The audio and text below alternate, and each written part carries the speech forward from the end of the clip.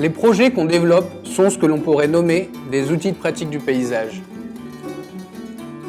Ce qui nous intéresse, c'est de voir les interactions entre des humains et un territoire. On ne considère pas le paysage comme un objet de contemplation, mais comme un ensemble de choses qui se fabriquent. On emprunte au métier de la géographie, que ce soit l'arpenteur ou le topographe, des modes d'action ou procédés qui vont nous permettre de produire des objets plastiques.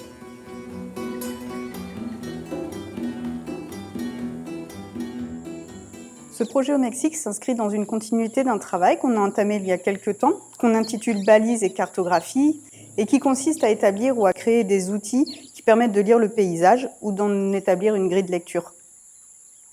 La pièce qu'on produit ici se compose de balises, qui sont les outils de marquage, de drapeaux, qui sont les outils de désignation, de cartographie pour ce qui concerne les outils de repérage, et de charrettes, qui sont les outils de déplacement.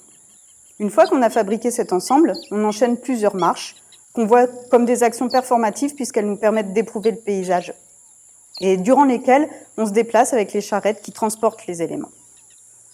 On s'arrête à un endroit choisi, on y assemble une balise à laquelle on accroche un drapeau qui raconte ce qu'on veut marquer de cet endroit, puis pour enregistrer l'action, on dessine une cartographie sur papier en traçant le trajet et en tamponnant l'objet représenté. La fabrication de tout ce matériel se fait en collaboration avec des artisans de la région.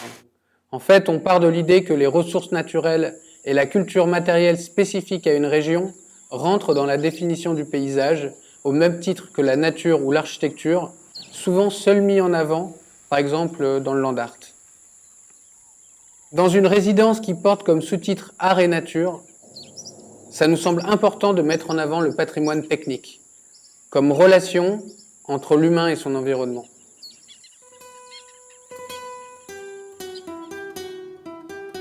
Maintenant, ce qui nous intéresse particulièrement de questionner et de développer, c'est quelle matière première locale, son mode de fabrication et son usage, et les personnes qui les produisent. Parce que c'est ça aussi qui fait le paysage. Donc tout le début du travail de résidence est de partir à la rencontre d'artisans. C'est aussi une manière pour nous d'appréhender cette partie du Mexique. On est en relation, on est à la recherche de savoir-faire en relation avec les matières premières. Menuiserie, tour à bois, broderie préhispanique et teinture naturelle, utilisation du caoutchouc, fabrique de papier recyclé et découpe laser. Conjointement à toutes ces pérégrinations, il y a aussi à la Casa Proal une recherche formelle qui s'effectue. On fait des dessins, on fait de la modélisation 3D, on fait des maquettes et on teste aussi les matériaux.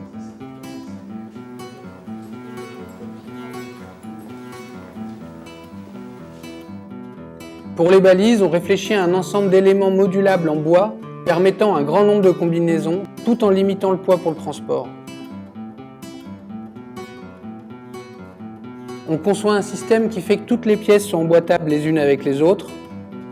Si l'aspect formel découle de cet aspect fonctionnel, les éléments en bois, cubes, tubes, disques, s'inspirent de colonnes et de stèles qu'on a vues sur des sites préhispaniques ou dans de la documentation.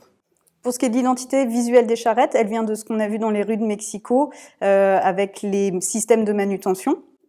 Mais ça vient aussi sur la plage de Casitas avec les vendeurs ambulants. L'iconographie des drapeaux, elle est basée sur une représentation des éléments du paysage qu'on a classés selon le principe de normalisation géographique qui sépare le paysage en différentes entités. Alors, il y a les entités géographiques naturelles, qui sont les rivières, les montagnes, les forêts. Les entités géographiques artificielles, qui sont les ponts, les édifices. Et à ça, on a ajouté les artefacts issus des savoir-faire locaux, comme le métaté, le lance-pierre, la flûte, la pagaie. En fait, ici, on vient détourner la normalisation géographique.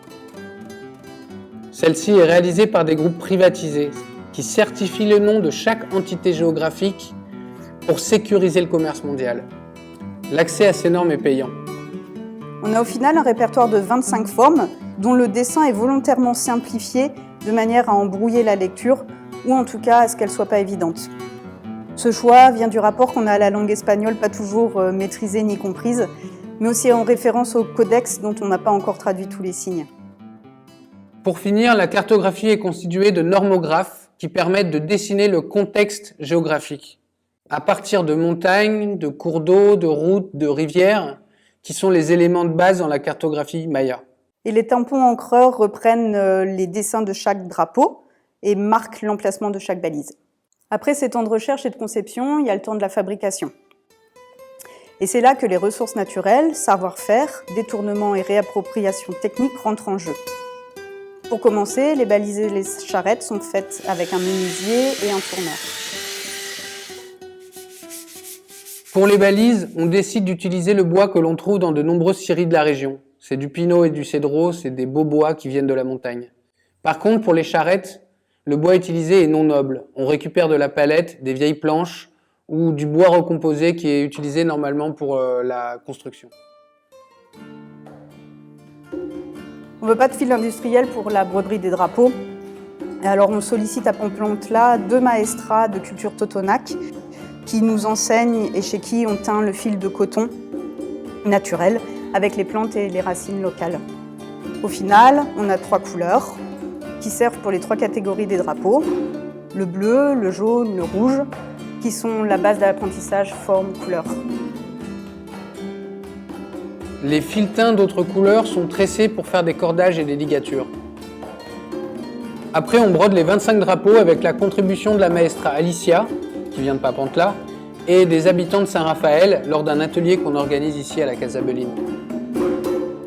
Les plaques pour les tampons, n'ayant pas voulu les acheter dans le commerce et parce qu'on ne fait plus la récupération du caoutchouc sur l'arbre, sont réalisées par nos soins, couche par couche, d'après une technique déjà détournée, empruntée à un artisan de Misantla. Oui, il utilise du caoutchouc liquide produit dans une grosse exploitation du sud de la région pour faire des vêtements de pluie pour les paysans du coin. Il y a également un séjour au pôle technologique IDIT à Puebla, où l'on découpe au laser nos caoutchoucs, nos plaques de caoutchouc et les normographes en bois. Cet endroit rassemble de nombreuses machines bien high-tech dans un fonctionnement de Fabab, recherche collaborative et échange de savoir. Ce moment de partage avec des ingénieurs nous conforte dans nos réflexions sur la technique. Leurs idées proches du hacking, détournement technique, et leur intérêt pour la combinaison entre les méthodes traditionnelles et les nouvelles technologies offrent plein de parallèles avec notre travail. À travers les différentes marches, on fait une série de parcours préétablis ou improvisés, durant lesquels on pose les balises à des endroits spécifiques qui apportent un intérêt dans la lecture et dans la compréhension du territoire. Là-dessus, le choix des drapeaux indique une version réelle ou imaginaire de la lecture du lieu.